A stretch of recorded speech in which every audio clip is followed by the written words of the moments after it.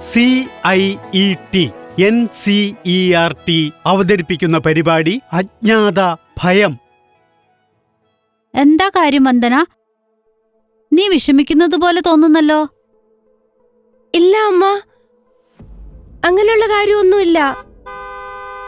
ഇതാ നിഷയും വന്നിരിക്കുന്നു. അമ്മേ, ഞാൻ ഓഫീസിൽ പോകുന്നു. ബൈ. സൂക്ഷിച്ചു പോണോട്ടോ. ഹായ് വന്ദന, എന്താ സുഖമല്ലേ? ആ നിഷ, എല്ലാം സുഖം തന്നെ. വന്ദന, കുറച്ച് ദിവസങ്ങളായി കാണുകയാ. നീ വേറെ എവിടെയോ ആണെന്നതുപോലെ. എന്തു പറ്റി?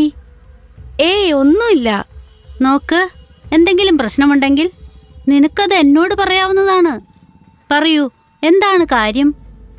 കുറച്ച് ദിവസങ്ങളായി ആരോ എന്നെ പിന്തുടരുന്നത് പോലെ തോന്നുന്നു. എന്ത്? ശരിക്കും? ആരാണയാൾ? ഇത് എപ്പോൾ തൊട്ടാണ് നടക്കുന്നത്? അറിയില്ല, പക്ഷെ കഴിഞ്ഞ 1 മാസമായി ഞാൻ എവിടെ പോയാലും ആരോ എന്റെ ചുറ്റുമുള്ളതുപോലെ തോന്നുന്നു. ഹാ, അപ്പോൾ തൊട്ട് എന്റെ സോഷ്യൽ മീഡിയയിലും ഏതോ ഫേക്ക് പ്രൊഫൈലിൽ നിന്ന് ലൈക്കുകളും മോശം കമന്റുകളും വരാൻ തുടങ്ങിയിട്ടുണ്ട്. പക്ഷേ അങ്ങനെ ആർക്കാണ് ചെയ്യാൻ കഴിയുക? എനിക്കൊന്നും അറിയില്ല നിഷ, എനിക്കൊന്നും മനസ്സിലാകുന്നില്ല. ഞാൻ നിന്റെ സോഷ്യൽ മീഡിയ പ്രൊഫൈലൊന്ന് നോക്കിക്കോട്ടെ? ഇതാ നോക്കിക്കോ. ഇത്രയേറെ നോട്ടിഫിക്കേഷൻ. ഹാ, നിക് 12345 നിങ്ങളുടെ പോസ്റ്റ് ലൈക്ക് ചെയ്തു 1 മണിക്കൂർ മുമ്പ്. നിക് 12345 നിങ്ങളുടെ പോസ്റ്റിന് കമന്റ് ചെയ്തു 2 മണിക്കൂർ മുമ്പ്.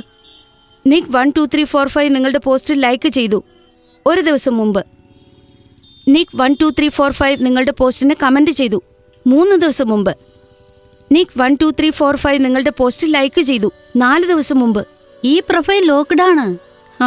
ഈ ലൈക്കും കമന്റുമെല്ലാം കഴിഞ്ഞ മാസം മുതൽ ദിവസവും വരുന്നുണ്ടല്ലോ.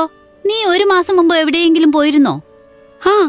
ശ്രീവാസ്തവ് ആന്റിയുടെ വീട്ടിൽ പാർട്ടിക്ക് പോയിരുന്നു. അവിടെ വല്ലതും സംഭവിച്ചിരുന്നോ? ഇല്ല, പ്രത്യേകിച്ചൊന്നും സംഭവിച്ചില്ല. ഏതെങ്കിലും അജ്ഞാത നമ്പറിൽ നിന്ന് ഫോൺ വന്നുവോ? ഇല്ല. ശരി, വരൂ എന്റെ കൂടെ. എവിടേക്ക്?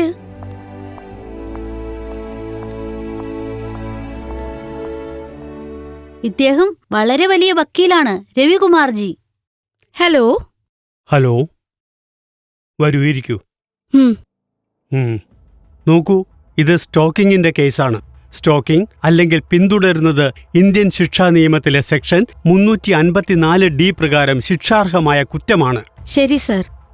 കൂടാതെ സൈബർ സ്റ്റോക്കിംഗ് അല്ലെങ്കിൽ ഓൺലൈൻ മുഖേന ചെയ്യുന്ന സ്റ്റോക്കിങ്ങും Indian Information Technology Act 2000 67A വകുപ്പുകൾ പ്രകാരം ശിക്ഷാർഹമാണ്. ആ ഫോണൊന്ന് കാണിച്ചേ. Nice pic dear. ഇന്നലെ നിങ്ങളെ മാർക്കറ്റിൽ വച്ച് കണ്ടിരുന്നു. നിങ്ങളെ ഒന്ന് പരിചയപ്പെടണം. എന്നെ മനസ്സിലായോ? Very beautiful.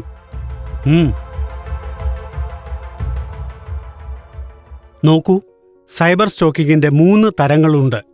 1 email stalking, 2 internet stalking, 3 computer stocking.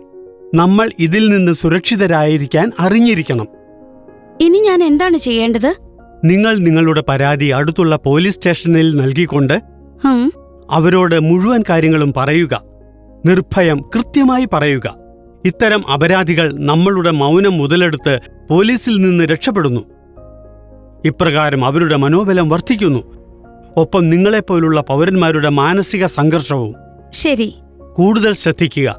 നിങ്ങളുടെ സ്വകാര്യ വിവരങ്ങൾ സോഷ്യൽ മീഡിയയിൽ ഷെയർ ചെയ്യരുത്. നിങ്ങളുടെ ചുറ്റുപാടുമുള്ളവരുടെയും അവരുടെ പ്രവർത്തനങ്ങളുടെയും വിവരങ്ങൾ സൂക്ഷിക്കുക. സമയം ലാഭിക്കുന്നതിനായി വിജനമായ വഴികളോ ഷോർട്ട് കട്ടുകളോ ഉപയോഗിക്കരുത്. മനസ്സിലായി. വളരെ നന്ദി. കുറച്ചു ദിവസം കഴിഞ്ഞ്. ഹലോ.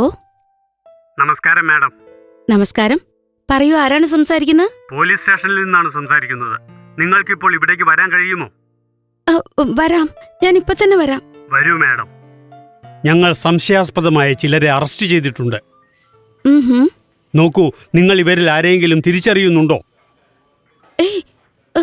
നിങ്ങൾ? സർ, ഞാൻ ഇയാളെ തിരിച്ചറിയുന്നുണ്ട്. ശ്രീവാസ്തവ് ആന്റിയുടെ പാർട്ടിയിൽ ഇയാൾ എല്ലാവർക്കും ഭക്ഷണം വിളമ്പിയിരുന്നു. പക്ഷേ എന്റെ നമ്പർ ഇയാളുടെ പക്കൽ എങ്ങനെ എത്തി? ഏയ്, ഇപ്പോൾ എല്ലാം സത്യമായി പറയൂ. പറയാം സാർ, പറയാം. സാർ, ഇവര് ശ്രീവാസ്തവ മാഡവുമായി വാട്സപ്പിൽ ബന്ധപ്പെടുന്നുണ്ട്. ഞാൻ പാർട്ടിക്ക് ശേഷം അവരിൽ നിന്ന് പേയ്മെന്റ് വാങ്ങാനായി പോയപ്പോ അവരുടെ ഫോൺ ടേബിളിൽ വെച്ചിട്ട് മുറിയിൽ നിന്ന് പണം എടുക്കാൻ പോയി. ഇവർക്ക് കുറെ ഫോട്ടോ അയച്ചിരുന്നതായി ഞാൻ കണ്ടു. ഞാൻ ഇവരെ പാർട്ടിയിൽ വെച്ച് കണ്ടപ്പോൾ തിരിച്ചറിയുകയും ഞാൻ മാഡത്തിന്റെ ഫോണിൽ നിന്ന് ഇവരുടെ നമ്പർ എടുക്കുകയും ചെയ്തു. ഇവരുടെ സോഷ്യൽ മീഡിയ അക്കൗണ്ട് ഇതേ നമ്പറുമായി ബന്ധിപ്പിച്ചിട്ടുള്ളതിനാൽ ഞാൻ ഇവർക്ക് മെസ്സേജ് അയക്കാൻ തുടങ്ങി. സോഷ്യൽ മീഡിയയ്ക്ക് ഗുണങ്ങളൊക്കെയുണ്ട്, പക്ഷേ ബുദ്ധിപൂർവ്വം ഉപയോഗിച്ചില്ലെങ്കിൽ ചില ദോഷങ്ങളുമുണ്ട്. ഇത് പൂർണ്ണ ശ്രദ്ധയോടെയും സുരക്ഷിതമായും ഉപയോഗിക്കുന്നതിനായി താഴെ കൊടുത്തിട്ടുള്ള ഏതാനും കാര്യങ്ങൾ എപ്പോഴും ശ്രദ്ധിക്കുക. ഏതെങ്കിലും അജ്ഞാത വ്യക്തിയിൽ നിന്ന് സൗഹൃദത്തിന്റെ അഭ്യർത്ഥന സ്വീകരിക്കരുത്. ഓപ്ഷൻ മുഖേന തീരുമാനിക്കുക ആർക്കൊക്കെ നിങ്ങളുടെ പോസ്റ്റുകൾ കാണാനും കമന്റ് ചെയ്യാനും കഴിയുമെന്ന്. ഒറിജിനൽ ആന്റിവൈറസും ഇന്റർനെറ്റ് സെക്യൂരിറ്റി സോഫ്റ്റ്വെയറും മാത്രം ഉപയോഗിക്കുക. ഇന്റർനെറ്റിന്റെ ബഹളത്തിൽപ്പെട്ട് സുരക്ഷാ നടപടികൾ പാലിക്കാൻ മറക്കരുത്. നിങ്ങൾ ഇതുവരെ കേട്ടുകൊണ്ടിരുന്നത് NCERT അവതരിപ്പിച്ച പരിപാടി അജ്ഞാത ഭയം. വിവർത്തനവും റെക്കോർഡിംഗ് പിന്തുണയും Clapper Entertainment. Programme coordinator professor Usha Sharma. Academic support Yachana Gupta.